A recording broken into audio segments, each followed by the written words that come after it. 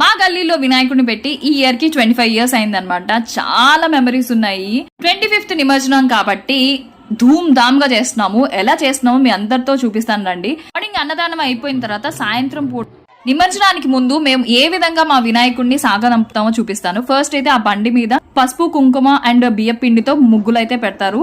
తర్వాత వినాయకుడిని దాని మీద ఊరేగిస్తారు. ప్రతి ఇంటి దగ్గర ఆగి వాళ్ళు దిష్టి తీసి కొబ్బరికాయ కొడతారు.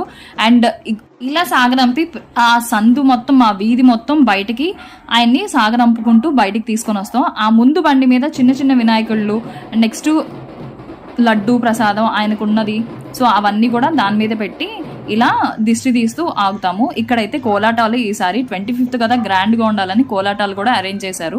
ఆ కోలాటాలు అయిపోయిన తర్వాత లడ్డు వేలం పాట అయితే జరిగింది. ఇలా మా వినాయకుడిని నిమజ్జనానికి అయితే తీసుకెళ్తారు. If you like this video, like, share and subscribe for more videos. Thank you for watching.